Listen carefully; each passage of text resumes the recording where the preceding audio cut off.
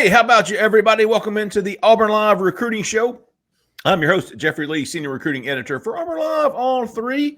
It's Tuesday morning, December the 19th, 2023. We are 24 hours away from early signing day, the early signing period getting started on Wednesday morning. And we're going to try to do our best to cover everything, cover all the bases heading into signing day. Of course, don't forget we're going to be going live 7 a.m. Central Time on signing day right here. So if you haven't already, like and subscribe to our YouTube channel and set that notification for when we go live. You'll get notified. Here to talk to me about all the recruiting scoop, intel, breaking news, and analysis, Mr. Cole and Mr. Jhead. How about you, fellas? How about you? How about you, big dog? Boy, I popped a Zen, and my mouth is just watery. What? Can y'all tell my mouth's real watery? Maybe that'll be our next sponsor, Jeffrey. Kind of like one of them cherry sours, ain't it? Cole loves me to cherry sour on there. Hell yeah, Man, listen, I went and got some and turned your mouth inside out. So. Oh, all right. We're gonna get to all the recruiting stuff that you should know going into Wednesday. Before we do, if you're looking for a house in or around Auburn, Opelika, Lee County, look no further than the help you need. With the help you need, Miss Jessica Andrus with the Talents Group, 334-704-4442. Give her a call. She can find. Yeah, I was wondering if she was still a 5-star Jhead. She is still a 5-star on 3 consensus 5-star realtor. She can find you a new house, get rid of the one you no longer want, and she will do it, and you will be so pleased. I promise you. Just give her a chance. 334-704-4442. Give her a call. Tell her we sent you. All right, folks. You're gearing up for quite possibly a huge early signing day for Auburn. On Wednesday, Auburn has – you know what I was thinking about doing, fellas? I was thinking about taking Martavius Collins off the commitment list just because – we got new subscribers and they get confused. And it's kind of confusing for us too. Like, go ahead and take him off. And then then we've got a set number. Because if you guys don't already know, Martavius Collins is committed to Auburn, still on the commitment list, but he's not going to sign with Auburn. They parted ways a couple of months back. Auburn has been very considerate. And, you don't have to announce anything. You just sign with some other school will be fine with us. You don't have to say, whatever. So, knowing that Auburn has 18, right? 18 high school and junior college commitments, 2 transfer commitments for a grand total of 20 so far in this class. Okay, hold on. Let me see this. I'm looking at the on-3 team rankings, by the way. Auburn should be 19 without Martavius, I think. 1, 2, 3, Am I wrong on 4, that? 5, 6, 7, 8, 9, 10, 11, 12, 13, 14, 15, 16, 17, 18, 19 high school and junior college guys and 2. So let me write that down. 19 We're talking and 2. about, but Jeffrey, we have talked about Dimitri Nicholas potentially not signing in December, which that seems to be legit. He's not signing in December. Yeah. Not signing in December. So technically, we're looking at 18 current commits that are expected to sign, right? Yes, but as far as the overall class, Auburn has 19 and 2, 19 high school, junior college guys. But yes, you're right, Cole. We expect 18 of them to sign on Wednesday, and then the 2 transfers. Currently, Auburn wakes up on Tuesday morning, December the 19th, with a top 10 class. Florida lost another commitment. I don't know if that was – I think it might have been 24/7 ranking update as well. Yes. But either way, Florida is now down to 7 and Auburn is up to 10. And you got to think those 2 schools will probably switch places. Actually, Florida's at 8. And you got to think Auburn we expect them to flip Amaris Williams from Florida, which I think somebody you can run it in the calculator will move Auburn up pretty close to a top 5. Is that right? That's a top 50 prospect in the country. Now, end of the day, because other teams are going to make moves as well, my expectation is that Auburn lands somewhere around 7. Yeah. Morris Williams is the only one that they add.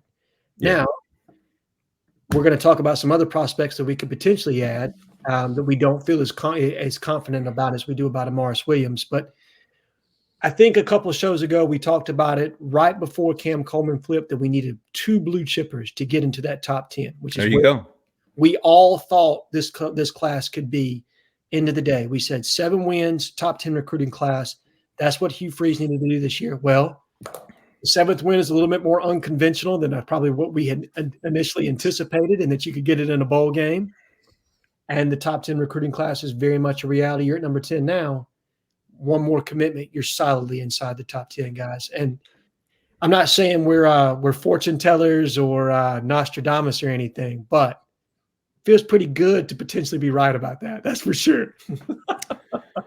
Auburn's going to go in to Tuesday and Tuesday night. Let's say that early signing day eve with 5 top targets on the board remaining. Top.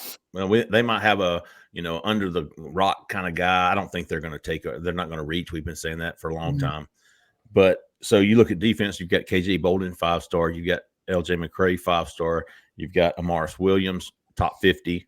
Yes. And on offense, you've got Cohen Eccles, 4-star. And then you've got Favor Edwin, who is a 3-star developmental guy. But hell, if Alabama wants him, he must be a guy you should at least consider taking. So those 5 guys are really the guys left on the table, right? To my knowledge. Ryan Williams in February. We'll get to him. Yes, Ryan Williams in February, but to my knowledge, now, again, maybe I don't know all. Cole, maybe Cole's got somebody that he's thinking about this out there on the periphery. I don't know, but that seems to be the full the full deck to me of what we're looking at for signing day. I think that's fair to say. As far as we know, I will say, I'll be honest, there are a couple things, not necessarily names, but maybe situations that I'm tracking here. Okay.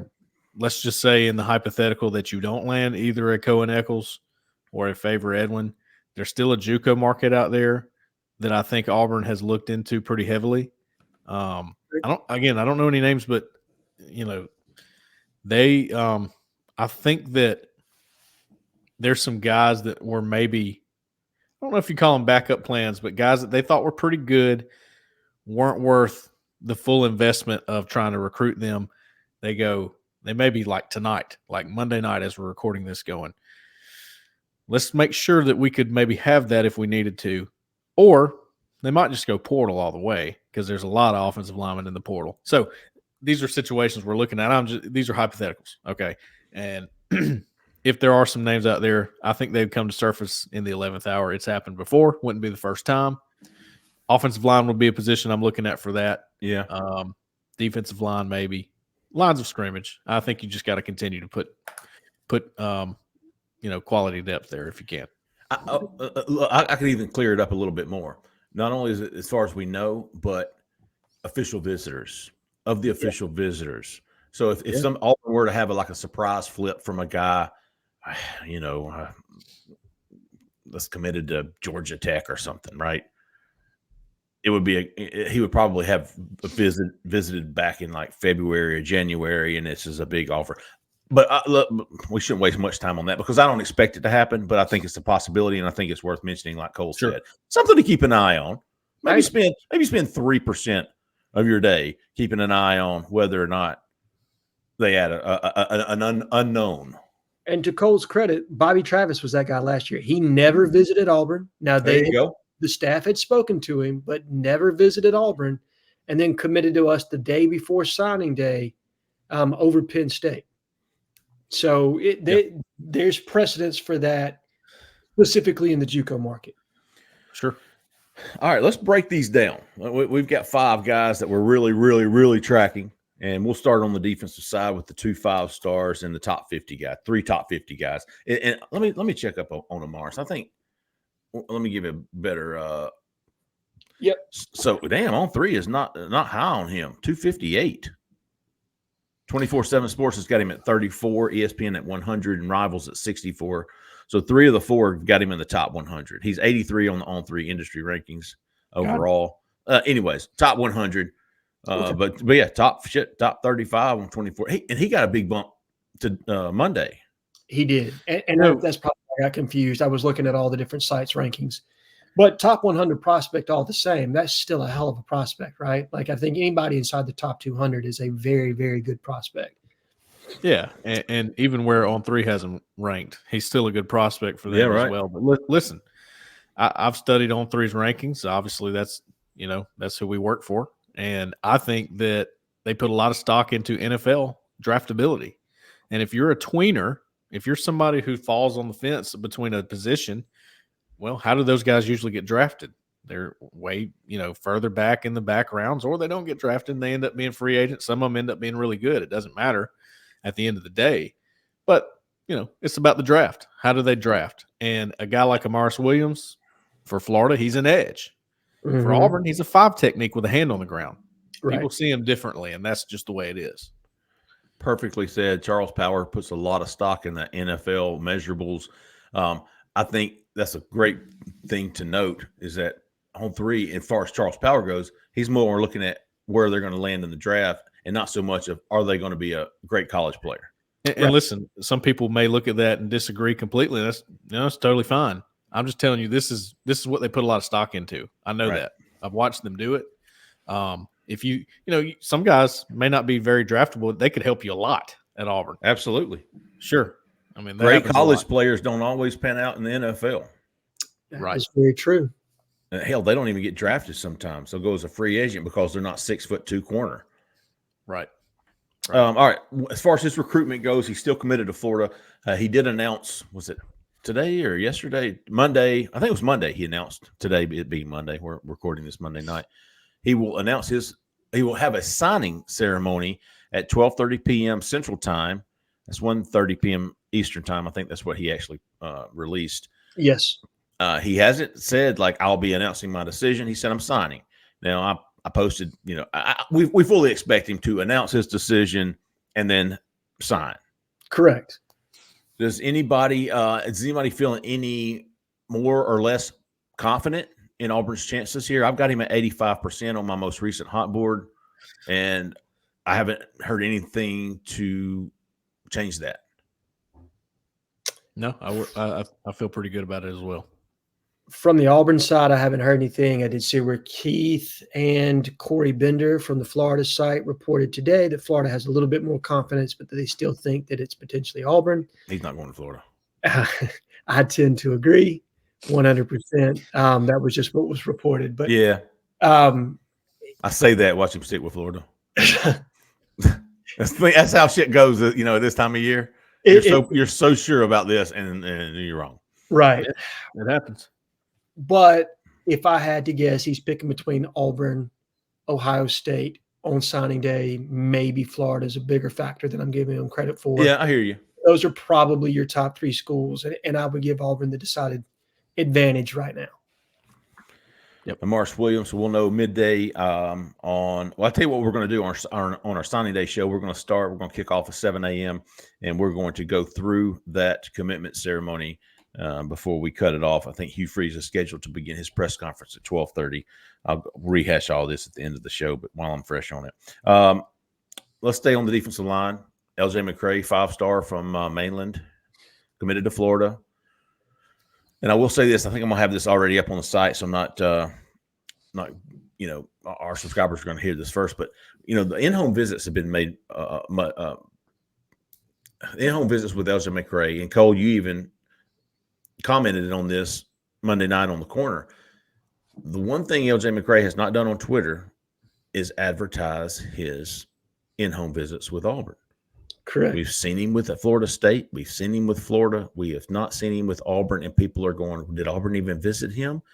And what we've learned over the last couple of days is, yes, Hugh Freeze went in pretty early once the contact period began, or the contact period began in the last couple of weeks. Remember he went early to KJ Bolden, and I think he might have went the same week to see LJ McCray. Now, of course, LJ didn't post any about that. Then Jeremy Garrett on Friday went down and spent all day with LJ and his family. LJ didn't post anything about that. And as Cole said on the corner, it's very interesting. It is. It is interesting. I don't know what it means. I don't either. I'm not insinuating that I know something on that. I just think it's interesting Sure. I thought it was a good point. Whoever brought that up, Yeah. AU Tigers won, I think is who it was. I just thought it was a good point. It's a good thing to note. These are the things that we look for this time of year. Like what are maybe some weird activity, maybe some anything. I mean, you're Little looking for odd. anything right now. You're looking for anything. Unconventional. Yeah, a little anecdotal evidence to support maybe a narrative that you might have, that you might be thinking right now. And as it pertains to LJ, if we're going to get a surprise on signing day, I think he's the one. Now, today, I would still predict him to sign to Florida, but in my heart, in my gut, what I believe and kind of circumstantially what I think could happen, I think LJ is the big fish that you could get on signing day if there is one. Again, today, I still think he signs with Florida. That's where I'm at with it. But if I think there's a shot with somebody, I think he's the one you got the best shot with. I would not disagree with that.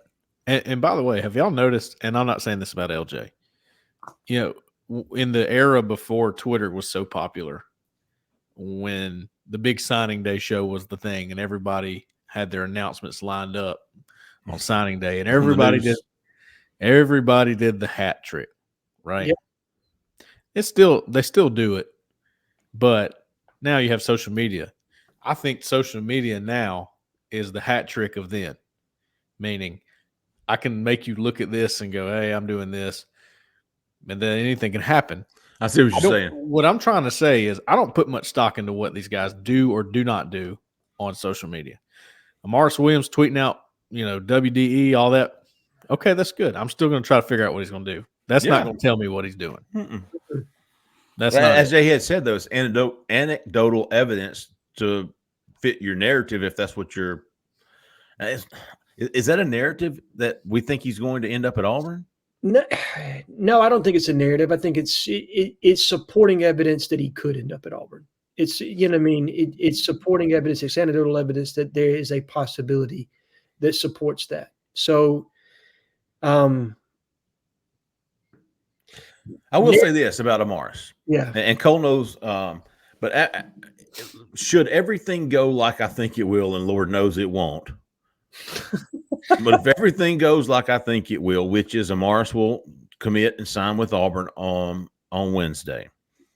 If that happens, we've got a good story on Amaris to tell, and we'll tell it anyways. I think those post signing day stories are awesome. I think our listeners, our watchers, our members all love that kind of stuff. I think Jeffrey, I think they're a must because just plain and simple, there's just some things that there's a very thin line we have to walk on some of these things right now. Very thin. It's annoying. It will frustrate you to death. It will do it because you want to give them the content that they deserve, the people that pay to be on our site, but there's things you can't go into until things happen. That's correct. That's the way this thing works, man. And it's tough. So, I'm with Jhead here, Cole. I've got him 50-50, and I won't change that because unless I get some kind of different intel. But as for right now, 50-50, and if somebody said, you're to the edge, make a pick, I'm leaning Florida. Yeah. Ask me again Wednesday morning, and we'll go over these all again Wednesday morning. Maybe things change, but Tuesday morning, Monday night when we're taping this, I'm leaning Florida for LJ. Cole, where are you at with him? I'm leaning Florida like y'all are, but I agree with Jhead that if there is one of these big fish that could happen, it feels like LJ might be the guy. I teeter back and forth between him and KJ because I have a weird feeling about KJ too. I'm not sure. I put that in my gut feelings the other night that I was feeling that way about KJ. I just don't know what he's going to do. I'm not ready to throw in the towel on him and say that it's out for Auburn, even though he didn't visit like, we thought could possibly happen. So, yeah, I'm with y'all. I think Florida probably has the edge right now. What I'm tracking this year? I want to see how different things are on signing day. What I mean by that is I'm almost taking notes and going, all right, on Monday, December 18th, this is what we felt like. This is what we were hearing. How much is that going to change? because the way things are now and the whole money game and the NIL thing, I just expect things to be totally blindsiding at times. Sure. I really do. I think it's going to be more and more like that the more this wild, wild west thing keeps going. So, well, that takes us to KJ Bolden, the 5-star from Buford, defensive back, took an official visit to Florida State this past weekend, took his grandparents with him, took his parents with him, left there saying he was locked in. But I did think, I watched the interview on 24/7 and on 3, the Florida State sites. Both of those guys are really good. But when asked about, are you going to sign with Florida State or something, he said the right thing, but then he also followed that up with, I really can't speak to that. Did y'all notice that? Did y'all catch that? I did. And I don't know if I'm leaning into it too much. Me too. That's why I brought it up. No, you know what I mean? Like, because I want to think that there's more to it than there is. I don't know. You know what I mean? But I did think it was an awkward. And look, he's 18, so who knows? Like, Lord knows if you put a camera in my face when I was 18, I would say all kinds of dumb shit. Like, it, you know. Yeah, but no doubt. I did it one time, Jhead. I did it. I had to do a little thing for the Montgomery Advertiser one time. And they asked me what my – you know what? He might have been there. I don't remember. No, I bet you it was the high school guy. Gosh, what was his name? What was his name? Josh. Is it Josh or Jeff Shear? Oh, no, Jeff was probably Jeff. It was Josh. There was a Josh there. He was an awesome guy. I don't remember. Either way. They asked me, what's your favorite part about football? And I said, I like to hurt people. That was my answer. I thought you were going to say the cheerleaders. Now, I went back and watched it the other day. I was like, oh, my gosh, that's the cringiest thing I've ever watched in my life. I like turtles. So the announcer one night called me out as Cole, I like to hurt people, Pinkston. Oh, there you go. Never got to live that one down. It's still cringy to me every time I see that. So, yes, Jhead, I'm with you there. No, yeah, so he's 18. He probably has not it won't be his last interview. I'm sure he'll get some training on how to do that. But, yeah, I did think it was an awkward choice of wording. At the end of the day, does it change anything for me? No. I've kind of thought for the last week that KJ was going to end up at Florida State. Now, I think Auburn has done everything that they possibly can to continue to get him to consider Auburn. I mean, they have pushed this thing to the absolute edge. That said, Florida State got the last OV. To my knowledge, KJ was not in Auburn on Sunday. And with that being the case, you know, whether Hugh Freeze snuck in by Zoom call or whatever, it's hard for me to wrap my head around KJ at the end of the day signing with the orange and blue. I'm going to say he sticks with Florida State. All right. Here's what I know. KJ had planned to be at Auburn on Sunday. He wasn't coming for the basketball game. He just wanted to come up, stop by, meet with Freeze, Zach Etheridge, and dip out. That did not happen. And I think had it happened, Auburn would felt better about its chances with him. But as of Sunday night, they were still in it. He was still considering them. He was still considering a flip. I do think that Hugh Freeze did have, at the very least, a phone conversation with KJ Sunday night. Sure. If not a Zoom or FaceTime or whatever it is, I don't think I think that's still still permissible, if you will. Yeah. I do think there was a face-to-face virtual meeting between Hugh Freeze and KJ Bolden. Here's the thing about KJ. You know, Roddy over at the Georgia rival site has, I've seen a couple of recruiting guys say that they don't expect him to end up at Florida State. Mm-hmm. And I listen. I don't put too much stock into that, but again, it's worth noting. Yeah. I mean, when you have people in the industry, people that you trust, people that have had good information specifically from that state, know people in that state that you might not know, it's always worth listening to somebody that's tied in that way. And if they're telling you like, hey man, he's not going to sign with Florida State. Yeah. Well, if he's not going to sign with Florida State, then who's he signing with? And Roddy is plugged in. I worked with him many years at Rivals and worked with him on several different recruits, swapping information, swapping intel on guys. So it's worth mentioning. If Roddy says that, it's worth considering it.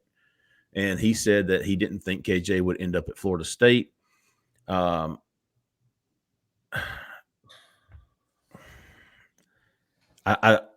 not putting all my eggs in that basket, obviously, because I still think he does. Florida State's very confident.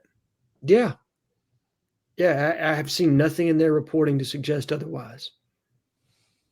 But and if he doesn't, the tea leaves suggest it's going to be Auburn, right? As we said with a couple of these guys. Hell, I mean, am I wrong in saying if Amars Williams doesn't stick with Florida, he flips to Auburn? If LJ McCray doesn't stick with Florida, he flips to Auburn. Right. If KJ Bolden doesn't stick with Florida State, he flips to Auburn. Yeah. I mean, I think Auburn is the number 2 or number 1 team with every prospect you just mentioned. Mm-hmm. So that's why I've got him a little bit below LJ. I have, and kind of goes back to what we're saying. I think the chances are better with LJ than with KJ, but hell, who knows? I don't. And listen, here's another thing. If somebody thinks they know what these kids are going to do, you can go ahead and mark them off your insider list. Yeah. Again, this is going to be an 11th hour thing, whether they stick or not. I agree. I don't think anything has been done or anything, no deal has been cut, no secret commitment has been made by, at a minimum, LJ and KJ. I don't have any evidence to support that Amaris is silently committed. I tend to believe that, he's going to flip. I think that's kind of where that one is. But the other two, no, I don't think any decision's been made there. I think it will be made probably at some point Wednesday morning, and about 30 minutes before they make an actual announcement. That's when it's going to be made. Have you seen a time for him? Let's look. I have not. I don't think I have either. Or LJ for that matter. Let me, while you're looking, jump in there, Cole. Yeah. Let me give you my line of thinking on this. I go back to the Joe Phillips recruitment. There you go back to the Perry Thompson recruitment. Mm-hmm. The Jalewis Solomon. Jeez. All right. These three, maybe you can throw DeMarcus Riddick in there. Walker White. Throw Walker White in there. He was Clemson. That guy was going to Clemson. I was sitting in a tree stand when Keith texted me about that. Because I had him going to Clemson. I was going hunting. I didn't care about where he was going. Right. The day of his announcement, right? Yeah. I can remember what stand I was in. I remember I took a chance, didn't write a story on it, had to kind of rush one a little bit because you might have had to write mine, or Keith did, because I didn't have one ready. I think Keith did. So my point is, with all these, it seems like, and just using my logic here on how those played out and what we know, there was something done before the commitment. I mean, the day of or the night before. Right? So, if that's the case, what are they going to do on the last day you got a shot at somebody? These were commitments. They knew they'd have to stay in these battles all the way through. Obviously, it didn't work out with Jalewis Solomon. What are you going to do now when you got one more day to make this happen? That's it. If I'm using logic here, I go, okay, they're going to have something. They're going to have something. I don't know what it is. I don't know if it's going to work, but they're going to have something planned, something we don't know about as we're recording this show right now. And Cole, so Jhead and I are leaning Florida State for KJ. Where do you stand with him? Yeah, I lean Florida State. Okay. I'm leaning away from Auburn on the big ones like that right now. I hear you. But so, that was the whole reason I wanted to talk through that logic trail I'm having. I like it. Look, I mean, that's today. We still got a ways to go here. Yeah. You know, in eternity. For the next 24 hours while they're listening to this Tuesday morning, in next 24 hours, so many ups and downs, twists and turns. It's unbelievable what goes on in the last 24 hours. My point of all of us leaning KJ, Florida State, LJ, Florida, was that, and I think we talked a little bit about this on the call-in show Sunday night, but if Hugh Freeze was going to make that huge splash, this is what he would want us saying. For sure. Yeah. And I mean, not like he would control what we're saying, but he's got to be sitting there going, yeah, y'all keep thinking that because this is going to be fun. And again, with KJ, I mean, I've said on 2 or 3 shows now that information I received back in the summer on him was, whoa, highly positive. And I got to tell you, the source I talked to on that has never wavered on that. No. So me saying that I'm leaning FSU is somewhat protecting myself a little bit because I feel like that could happen. But I got to tell you, there are people telling me, or there are sources telling me, that Auburn ain't out of this thing. Right. And never has been, never was. I don't know if that's going to equal him landing with Auburn. I'm just trying to give you the most up-to-date info that I have.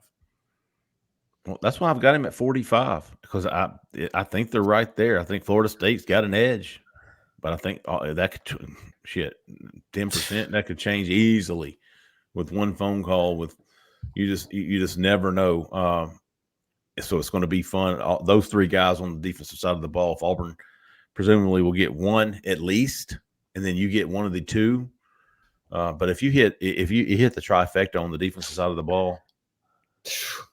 I want to touch on what we talked about before we started recording too. That I mentioned. I think a little bit of this is going to come down to who is most desperate. Yeah. Who has to have that 5-star safety? Is it Auburn or is it Florida State? Who do you think is in more need in a more of a dire need of it? And then on the LJ thing, who of Florida and Auburn is more desperate to have good news right now? I'd say Florida. I'll be the devil's advocate here.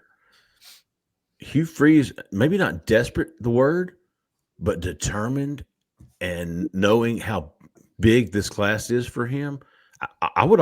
You could almost classify that as desperate. He is desperate to get these kids. He is. Now Florida is a different kind of desperate. And I hear what you're saying. They're almost in a we cannot lose this kid. Hugh Freeze could lose this kid and go on about his day. If Florida loses LJ McCray, I don't know that Napier makes it to the new year.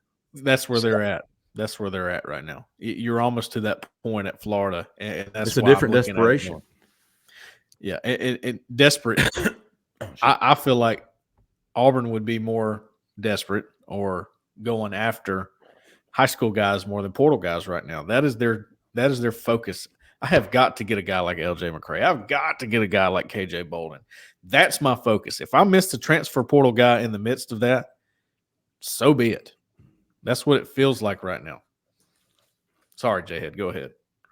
No, you're good. I think my only if I'm playing devil's advocate on the desperate situation for Florida, are the boosters bought in to Billy enough to let him write a blank check to LJ? Now that's what I don't know. I would think that they are, because obviously what's good for the Florida program is to have LJ McCray in it. Okay. So I would think that I see what you're saying. Yeah. Big picture here. Right. Big picture. It's get the player. Okay. We can always fire the coach. But That's right. I'm not going to pretend like politics and where you stand with your power brokers and main boosters doesn't make a difference. And if one of them wants to make a change and they're not willing to necessarily pony up with what may have been agreed to up to this point, yeah, that absolutely can affect a decision. That's for sure. That's a good point. Zach in the back made a good point. Florida, that's what I'm saying. Zach, he says they lost that 4-star safety on Monday. I think it was Phil Simi or something. Yeah, Phil Same. Yeah. Yeah, Phil Same, who's from the state of Texas, flipped to Texas. The only good news for Florida is they landed Joey Slackman and Brian Taylor. Remember that cat? Yeah. Oh, and they landed Bridges, the kid from Lynette. Tarquez Bridges, I think. Tarquez Bridges, which They got Auburn an has offensive lineman in the portal as well. So that's the difference probably between Billy Napier and Brian Harsin is Billy Napier's shown he can recruit. I don't think there's any doubt that he can bring in players. I think they had the number 3 class at one point. I mean, look, after the season they had a disappointing season for his second year. They got a tough schedule going into next year. So it's not really – I don't think this a distrust in Billy. It's a little bit more of, is this the right direction? If you lose LJ and you lose a Morris, now you're looking at a Brian Harsin type class, a top 20 class. You are. You very much are. I mean, even if you lose a Morris, you're looking at you're outside the top 10 looking in, which is about what now – that's not the only person. They've also, I think, Adarius Haynes is also going to flip to Miami, which would drop them just Amaris and losing Haynes would drop them to number 16. So again, Cole's point, how desperate are they to keep LJ McCray? Right, because if you lose LJ, are you outside? Are you number 19? Are you number 20? Where are you at? Talk about a collapse. Zach said they've had 7 4- or 5-star decommitments this year. Yikes. And again, I think Billy can recruit. I don't want to make this a Florida show. Yeah, I hear you. I think it's just the fit. I don't know that he's necessarily a fit for Florida, and I don't know that Florida's a fit for him. The fit is so important. It is so important. That's why I liked Hugh Freeze at Auburn. I thought he was a perfect fit. I agree. I mean, I think he fits Auburn. I think he fits the booster structure that's here. You know what I mean? It's just I know we're talking about Florida, but it's just part of it. That's what Auburn's recruiting against right now to finish this thing. And when you're trying to figure out what's going to happen, you look at every aspect of it. The school, what's the coaching situation like? I mean, don't you think the recruits and their families are looking at it going, it seems like the Auburn coaches might be around a little bit longer. Maybe. True or perceived, who knows? But that's the feel out there, right? That's the buzz. We talk about that word all the time, and it's true. There is buzz around certain coaching staffs and the trajectory of where they're headed. And maybe that's perceived, maybe it's reality. Who knows? Maybe Florida gets it turned around this time next year with DJ Lagway and a really good recruiting class. Yeah. Or maybe they go 6-6 again, and they're trying to hire Lane Kiffin. Yeah, and trying to hire Lane Kiffin from Ole Miss. You know what I mean? Like maybe that's what they're looking at. Well, the thing is when Florida started having their troubles, a lot of Auburn fans, knowledgeable fans, were like, "Hey, man, that class looks poachable." Correct. A&M. Yeah, and A&M in Florida. Yeah. All right, let's move over to the offensive side of the ball. Not as much fireworks or star power over there, but still worth mentioning. Auburn would love to add Cohen Eccles. He's the 4-star interior offensive lineman from Katy, Texas. He was committed to A&M, decommitted, and he looked like he was headed to Auburn. And then last weekend visit to LSU, kind of poured water on that flame a little bit. I think so. And I think leading into that, we've heard maybe not bad information, but maybe things weren't as pieced together as you'd like at this time of the year, if that makes sense. It wasn't as clean as a recruitment as sometimes you might want it to be coming into signing day, in my opinion. I don't know, you guys, I don't want to speak for you. I'm putting these in my words from what I was hearing. I think they still felt good about it. I think they still feel like they're very much in this one. But is it a done deal? No, I don't think that for a second. I think it is an Auburn LSU decision right now. And I honestly, I'm going to say Auburn right now. I think Auburn gets him in the end. But that's a lot of speculation on my part and not a lot of hard fact. I don't know what to do with this guy. I don't either. And listen, same for Favor Edwin. We might as well throw him in there as well. Similar recruitments, man. Favor Edwin looked like talk about a story after signing day. We'll remind me about Favor Edwin. I'm going to put him down for the books too. But he's had so many opportunities to commit to Auburn publicly and to hey, I'm committed to Auburn. You know, it was 1st of November. I'm going to go to Clemson, and all I want to do is visit Clemson because he visited Auburn. He's like, oh man, this is it right here. But I want to go to Clemson before I make my decision. Remember that? Yeah. Yeah. Then that Clemson visit got canceled. He was like, I'm still going to wait a little bit. And then it was like, I'm going to cancel my Alabama visit. I'm not going to go up there. I'm going to make my decision here. Yep. Came and gone. I mean, seriously, 3 different times in the past 7 weeks, he's delayed. And each of those 3 times, everybody that I've talked to close to his recruitment it's Auburn. Yeah. And you go look at his on-3 recruiting predictions, I think there are 4 or 5 for Auburn. Same with Cohen Eccles. And then here we go. Last weekend, was it the last weekend or the week before he went to Alabama? Mm-hmm. So Cohen was all Auburn, presumably, goes to LSU. Edwin was all Auburn, presumably, goes to Bama. And all of a sudden, you're at I called it today on Monday. I called it a seesaw battle. Seesaw battles with both of those kids, and I don't feel confident in either one of them. I don't. I mean, and I'm working on. I've got some people I'm going to bounce some stuff off of with Eccles, but LSU at least on Monday would have been my pick. Right. Long run Wednesday. I think he's going to wait till Friday to actually announce. Yes, It's his birthday on this. Yeah. So a lot can happen between now and then, and I will probably, I don't feel confident in either one of those guys. If somebody pushed me off was going to push me off the ledge with him, I don't know. I'm not ready to say LSU for him, Jhead. I'm still kind of defaulting to Auburn. I am too, and that's where I'm saying I'm getting to the speculative side of things. And I'm thinking too much on him. Yeah, and maybe we know before then potentially, like maybe he sends in his letter of intent on Wednesday. Yes, and it's not actually published until Friday. Yes, that would not be the first time that has happened at Auburn or another university. Yeah. So I think we should have some closure there one way or another, hopefully by Wednesday. But it plays into Cole's theory of desperation. And to me, I think if things go the way I think they could on signing day, which is positive news on Amarius Williams, LJ McRae stays where he's at, KJ Bolden stays where he's at, does the coaching staff decide, you know what, we're going to do whatever it takes to get Cohen Eccles in this class? We need another offensive lineman. We want another blue chipper in this class. Cohen Eccles is now ranked a top 200 prospect consensus, or I guess maybe he's 207, so he's just outside the top 200. He's a splash guy for us. We want him, and he's an impact player. He's a guy we think will play sooner rather than later. So we're willing to go ahead and go all in. Speaking of desperation, what if, again, hypothetical, what if they know about some transfer portal offensive linemen that we don't?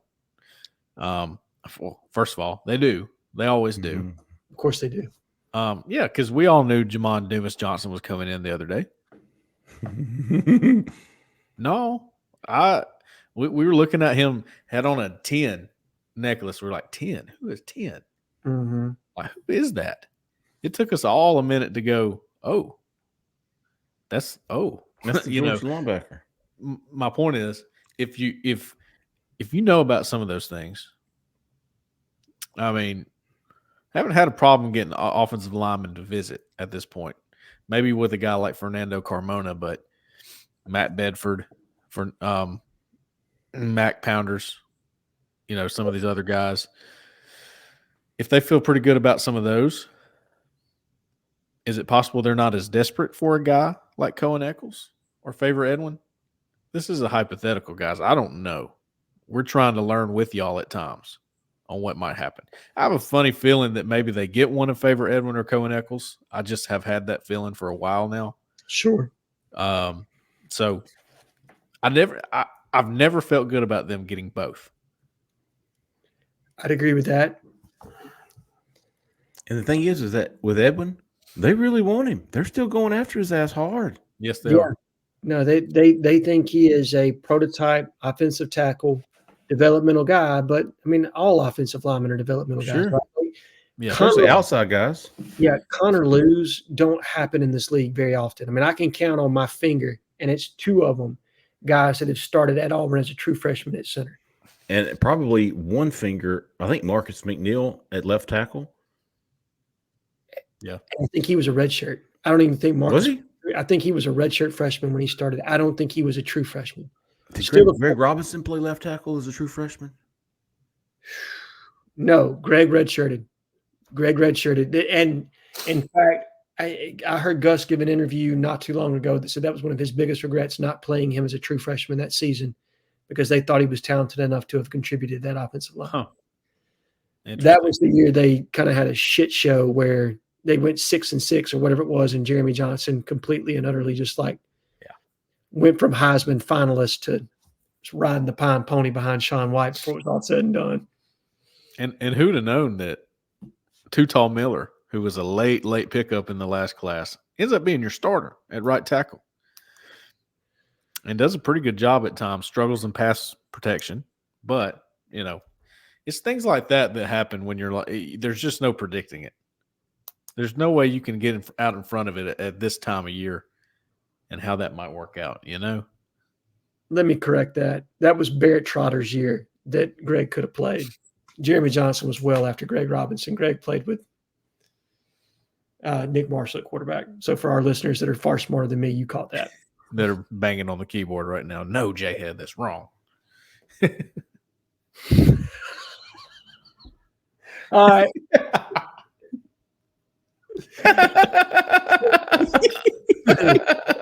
Back again, guys. I ain't been muting this thing off and on.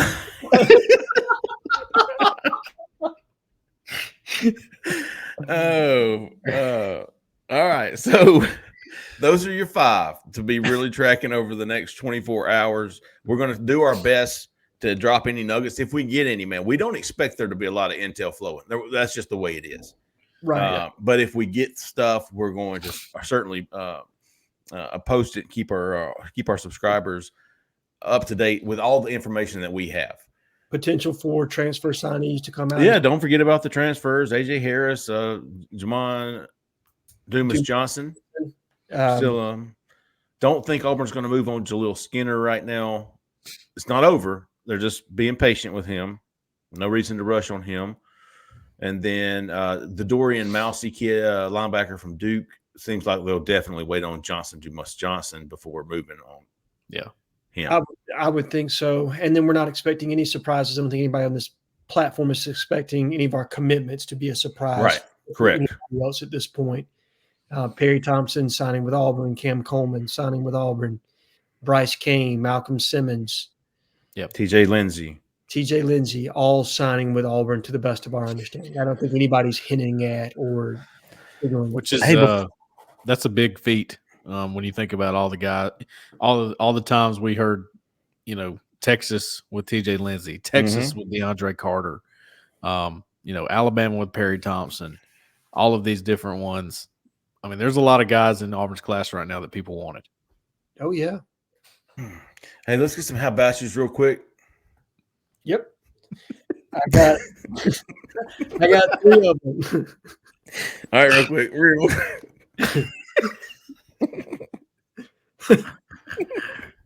Hurry up, motherfucker. I'm going, man. I'm going. I'm sweating over here, dude. Oh my God. I'll go first. Okay, yeah, you go first. How about you, Kevin from Wilmer, joining the Auburn Live on 3 family on Monday? We love some Kevin from Wilmer. He got on there, man. He just jumped right in and enjoyed him. And how about you, the Sauls, man? Well, how about you, the Sauls? Went into the hospital, came back out swinging. I'm glad to have him back on board. We was thinking about you, big dog. So how about you to you? That's all I got. Okay. Give me times 2 on both of those, by the way. Okay. How about the legs on Sauls? Got some. I'm telling you, talking about ankles. The ankles. Great day. I had to close that before Jessica walked in. All right, go ahead, Jhead. All right, I got Robert Kinsall for his troll about Perry Thompson. I got Sean for his Merry Flipmas post. And for those of you that are watching this, if you haven't read it, read that. There's some creativity there. Spell it for me. Sean, S-E-A-N. Just S-E-A. Oh, really? Yep. Okay. And then Coochie Rabbit Coochie. Coochie held me accountable the other day. I appreciate that anytime that you're able to basically say, hey, man, I think the way I do because of the way you frame things on the podcast. Fair enough. Fair enough, brother. Touche to you, and you're right. And I'll make sure that I try to be as transparent as I can with the information as I get it. But appreciate you holding me accountable, Coochie. There you go. All right. Danny Pitts. Oh, Danny. I like Voices of Reason. And all the Voices of Reason I saw stand out in the crowd are the ones I'm giving how about yous to. Emos. Emos gets one. Madden 1207. That's with the exclamation point at the end there. Okay. Jeffrey. Okay. And then the Pearly Gates. Oh, yeah. I thought those guys had some really good points this week. All right, man. Some good how about yous there. Let's see here. All right, so we're going to close the show. Don't forget, we're going to start Wednesday morning, 7 a.m. Central Time. We're going to try to have some guests on throughout the broadcast and try to get you as much live action, recruiting action as we can on signing day. And remember, Auburn, Opelika, Lee County, if you're looking for a realtor, give Jessica Andrus with the Talents Group a call, 334-704-4442. And we'll be back Wednesday morning. Y'all look for us, man. Thanks so much for listening. Thanks so much for watching. For Jhead, for Cole, for Zach in the back, I'm Jeffrey Lee, man. Y'all stay out of that left lane.